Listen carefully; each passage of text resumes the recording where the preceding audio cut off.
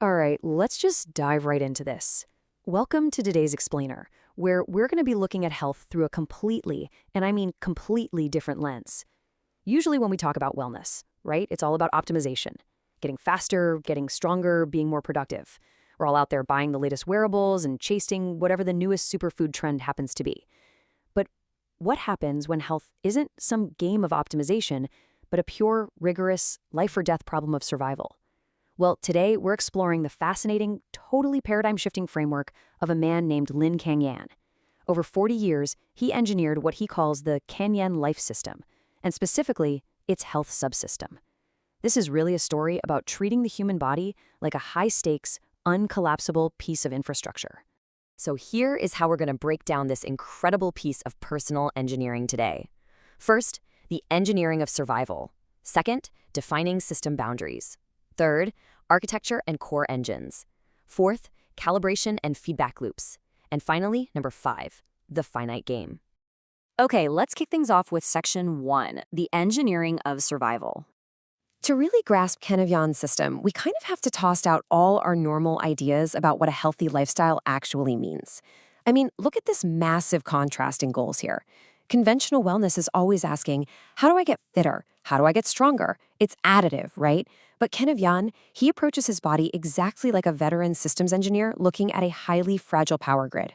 He doesn't ask how to make the system stronger. He asks, how do I prevent the accumulation of failure? For him, the ultimate goal is just sustaining stability. Because when a system is under severe threat, optimization is a luxury you just can't afford. Stability is literal survival. And if you're wondering why his stakes are so absolute, just listen to this quote from him. He writes, "The primary goal is not to live better. The primary goal is not to be locked away." And you guys, that is not a metaphor. Back in 2006, and then again in 2013, he was admitted to the Institute of Mental Health in Singapore for schizophrenia. His release was completely contingent on medical approval, meaning if his internal system failed, he literally lost his freedom. So that establishes a totally non-negotiable baseline for his engineering. That brings us right to Section 2, defining system boundaries. So, how do you actually go about building a system when failure means losing your life as you know it? Well, most people look at severe medical diagnoses as these tragic backstories, but an engineer views them as constraints. And you absolutely cannot build a system that ignores its constraints, right? Breaking down the fixed boundaries of his biology is fascinating. He requires exactly 1 milligram of risperidone every single night to manage his schizophrenia. He needs Zolotan eye drops nightly for acute glaucoma in his left eye. And he has to completely avoid coffee because caffeine spikes his intraocular pressure. Now, these aren't just polite suggestions. They are the rigid walls of his biological box. The system has to be intelligently built entirely within them. And, these boundaries didn't just pop up all at once. Over the years, these sudden emergences basically functioned as massive system shocks. We're talking his mental health crises in 2006 and 2013, a truly terrifying onset of acute glaucoma that nearly blinded him in 2021, and eventually a forced retirement in 2023. Slowly, but very relentlessly, these crises shaped and hardened the ultimate architecture of his life. He didn't plan for them, obviously, but his system had to evolve to absorb them. Moving on to Section 3, architecture and core engines. All right, so how exactly do you build a biological machine that is explicitly designed to never break down? Well, for Kangyan, it starts with what he calls input control. He adopted this super strict low AGs diet. Now, AGs are advanced glycation end products, which is basically a fancy way of saying compounds that cause internal inflammation and degradation. To minimize this internal damage, he sticks exclusively to low-heat steaming and boiling using an induction cooktop. Gas stoves? High heat? Completely out of the question. He is taking absolute physical control over his food processing just to reduce the internal wear and tear in his system. And this obsession with control really reaches its absolute peak with his daily breakfast. He calls it the porridge matrix. Now, calling this a recipe is kind of doing it a disservice. It's practically a pharmaceutical-grade formulation. We're talking exactly 800 milliliters of water, precise weights of rolled oats, rye, pumpkin, and mushrooms.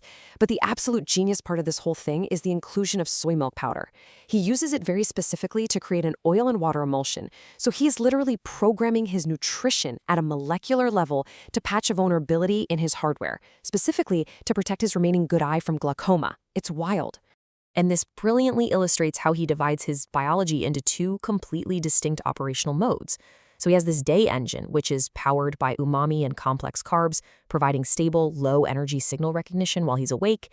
And then he has a night engine, triggered by the bitter signals of specific herbs and the casein found in cheese. This initiates a strict 8-hour circadian deep repair mode. Basically, he doesn't just eat to feel full, right? He eats to physically pull the levers that switch his body from active operation mode straight into maintenance mode. All right, section 4, calibration and feedback loops. So an automated system is entirely blind and basically useless without highly sensitive calibration sensors. To understand his calibration, we actually first need to define a technical engineering term, which is baseline shift. In engineering, this happens when a system's underlying normal state moves permanently. So Kenyan acknowledges that because of his chronic conditions and his daily medications, his baseline is permanently shifted. He is never going to have the biological baseline of a perfectly healthy person. And instead of fighting this exhausting, unwinnable battle to return to some phantom normal, he focuses all his energy on managing this new baseline to prevent fatal degradation. And to monitor this shifted baseline, he uses one of the most uniquely brilliant internal dashboard gauges I think I've ever come across. He actually uses a Japanese psychiatric optical illusion designed by a Professor Yamamoto. It's a static image that appears to move based on your level of mental stress. For a perfectly healthy, relaxed person, the static image remains completely still. But because of Kenyan's shifted baseline, the image always appears to move slowly for him. And that's okay, that's his normal. But if he looks at it and the image appears to be moving rapidly and continuously, he instantly knows, right then and there, his system is in danger of excessive tension and potential failure. It is literally a daily system check for his brain. He even formalizes this whole concept with the health observability formula. He argues that our bodies are actually always sending us warning signals, but modern life, the bad food, the high stress, the terrible sleep, it creates all this noise. And when the noise level exceeds the signal strength, you enter a state of imperceptible instability, meaning you feel totally fine right up until the exact moment you suddenly collapse. So his entire diet and his lifestyle are specifically designed to keep that noise at absolute zero, just so we can hear the faintest whisper of a warning from his body. And look, we actually know this infrastructure works because it survived a massive stress test. Back in 2016, there was a huge mass food poisoning incident at his workplace involving some catered food. Several of his colleagues who ate the food developed severe, serious symptoms, while Cheng Yan ate the exact same food in the exact same quantities. And guess what? He experienced zero symptoms, none. He completely credits this to his daily banana oatmeal porridge routine, which over time had built up such a robust, fortified gut microbiome that his system just effortlessly neutralized the external threat. The engineering completely held up under pressure. And finally, we arrive at section 5, the finite game. Now, we need to zoom out of it to a huge philosophical transition triggered by a major external shock. In late 2023, his system hit a hard boundary. His company started requiring night shift work. However, his absolutely unalterable system constraint, that nightly risperidone medication that literally kept him out of the psychiatric hospital, made night shifts biologically impossible for him. Because of this boundary, his employment was terminated. He was forced into early retirement. Now, for most of us, that is a massive crisis. But for Kenyan, the systems engineer, this was just an external trigger that forced a structural pivot. He simply transitioned from selling his time to an employer to becoming his own full-time caretaker. Actually, losing his job allowed him to achieve total, complete internal system control. He moved from the initial disorder of his working life straight into a strict, structured order at home. He personally prepared every single meal, he slept exactly 8 hours every night, and he practiced intermittent fasting. And the result? It's incredible.